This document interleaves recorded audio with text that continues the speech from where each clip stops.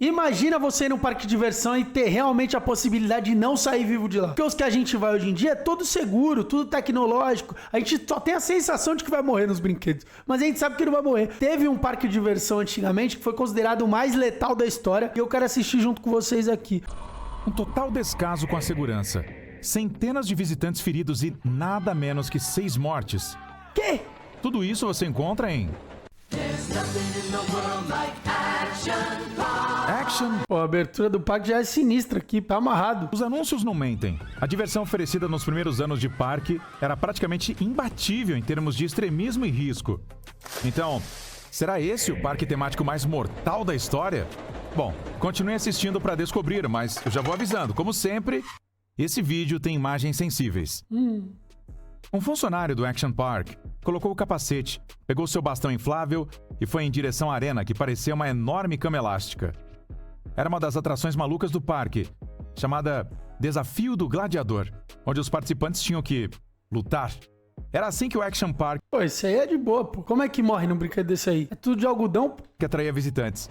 Você não ficava apenas sentado num carrinho ou girando sem sentido num carrossel. Você tinha que agir.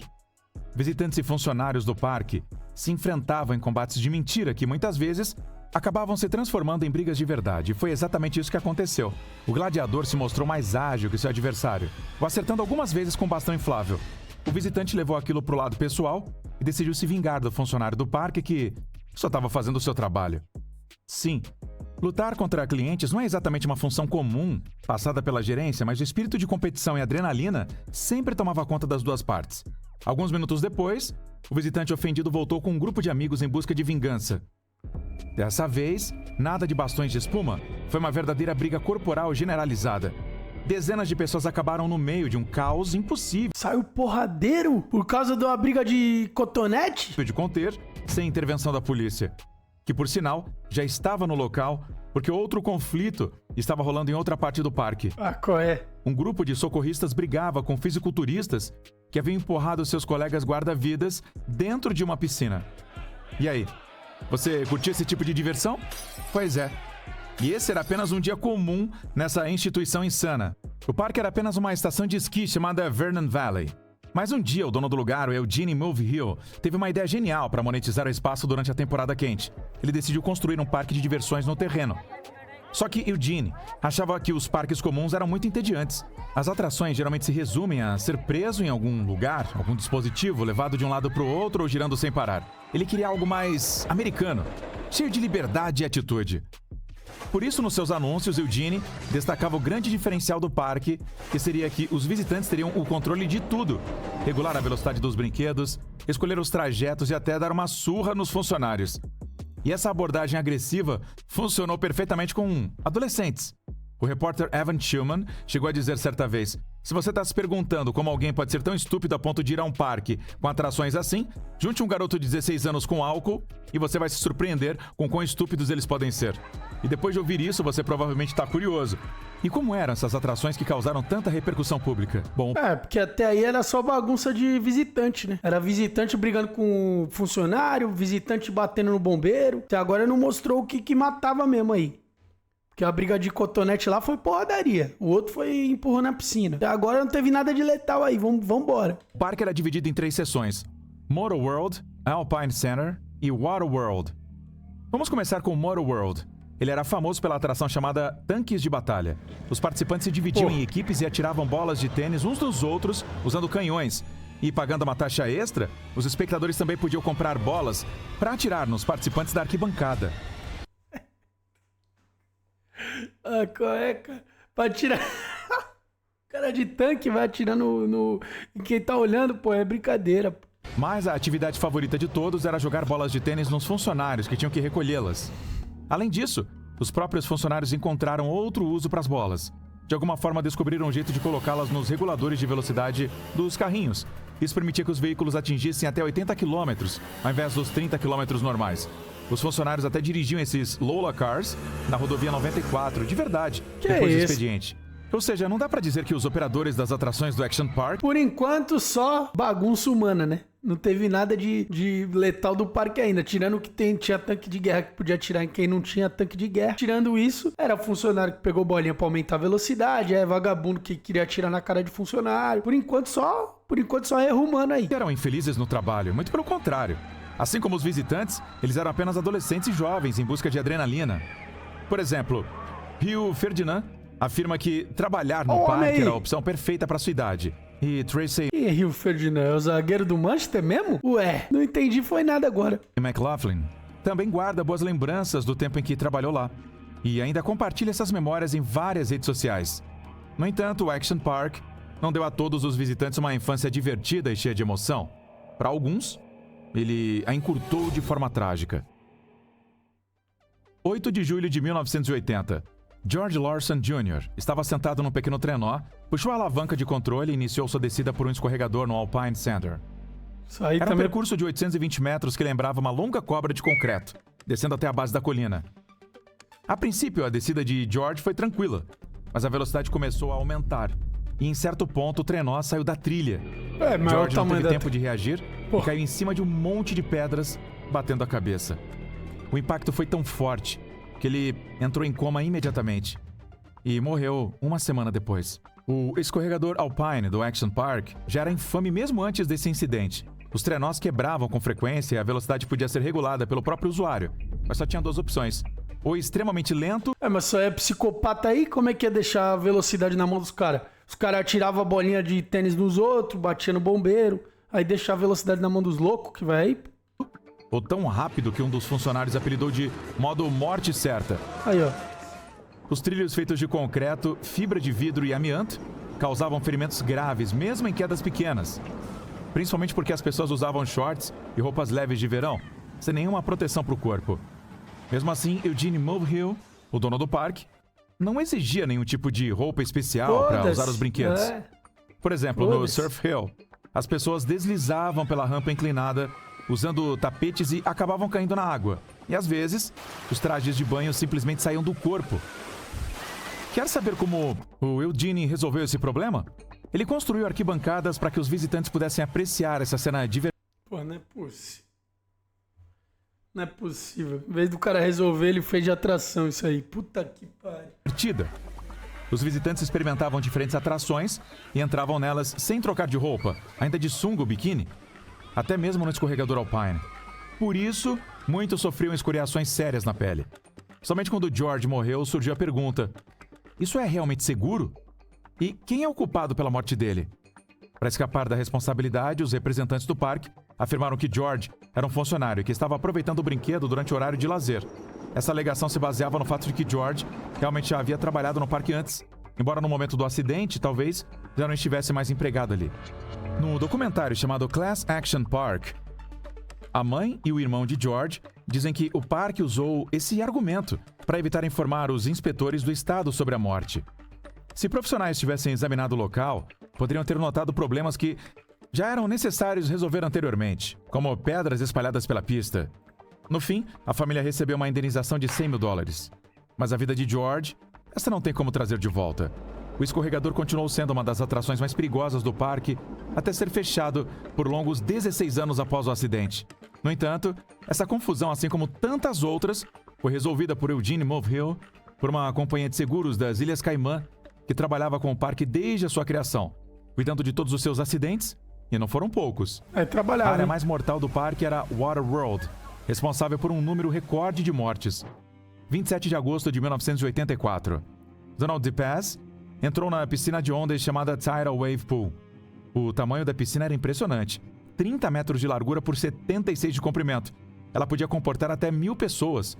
Sua principal característica era que, a cada 20 minutos, um mecanismo especial criava enormes ondas de até 1 metro de altura, que derrubava e afundava até os nadadores mais experientes. Embora os salva-vidas estivessem de plantão aí por toda parte, nos fins de semana, ele chegava a resgatar até 30 pessoas por dia.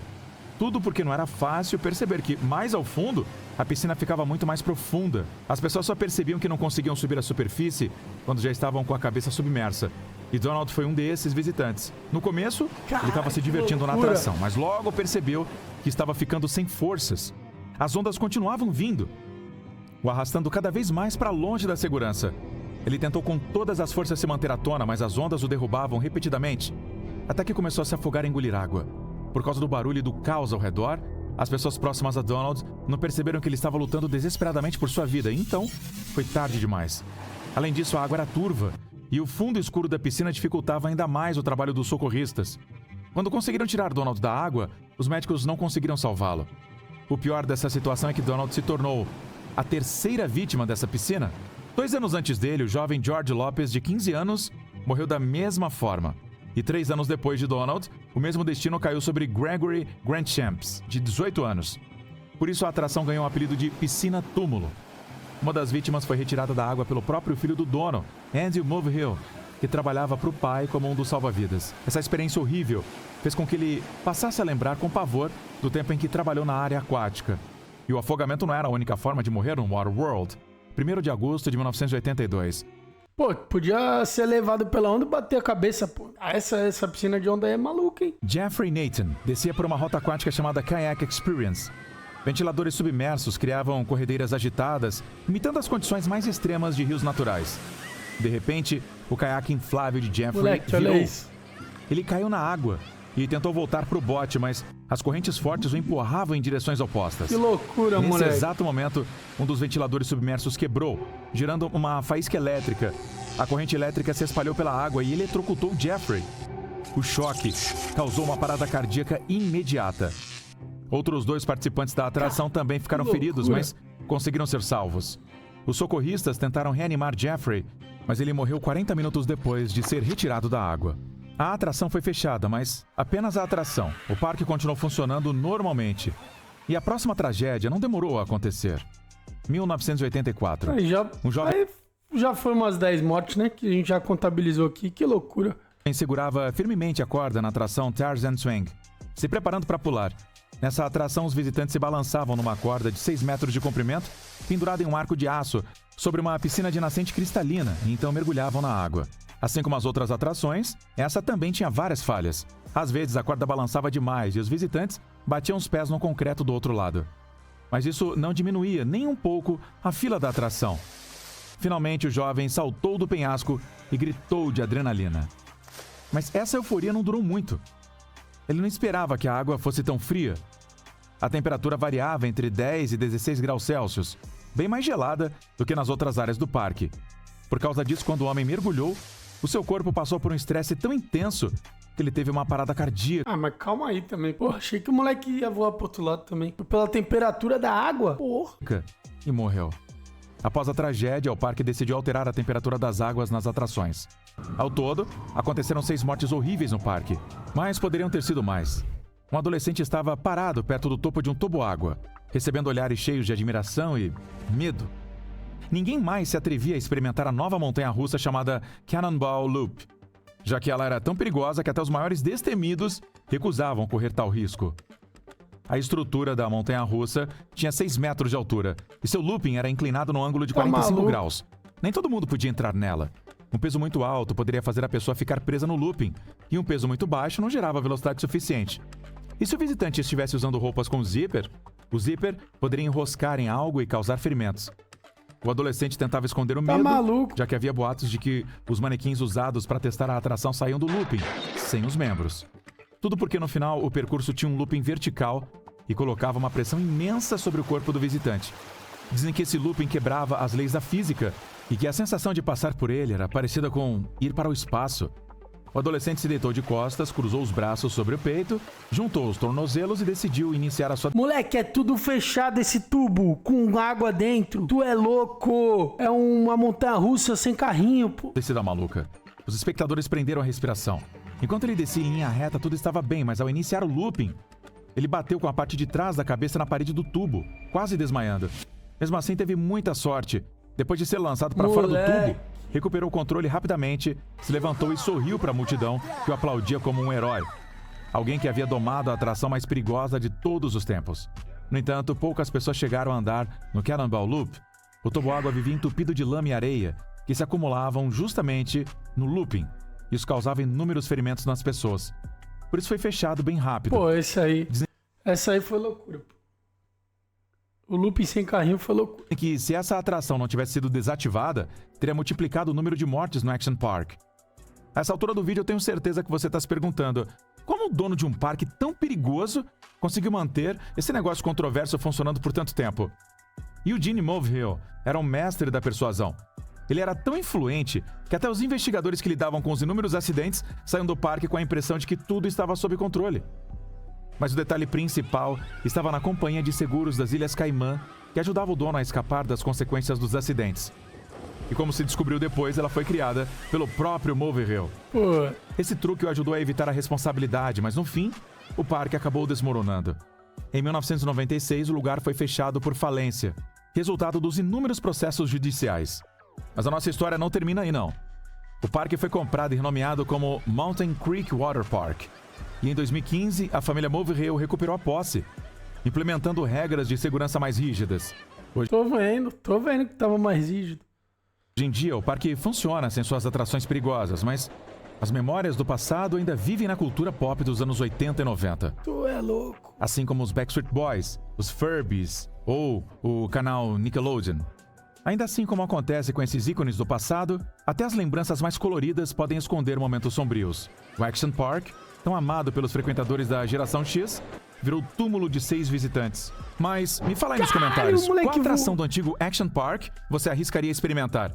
Isso se tivesse coragem de visitar aquele que talvez seja o parque de diversões mais mortal da história. Tá maluco. E por que talvez? Nenhuma. Porque, segundo algumas especulações, existem parques ainda piores. Por exemplo, o Coney Island, inaugurado no começo do século XX. Em 1910, uma única volta na atração chamada Rough Riders matou 4 pessoas. Como ninguém registrava o número de mortes naquela época, Cara, eu vou dar uma conferida no Coney Island. Rapaziada, o vídeo é do EcoSPT, ok? Já deixei o like aqui, depois vai lá. Vou me inscrever aqui no canal. Tamo junto. Quem curtiu aí, mano, vambora.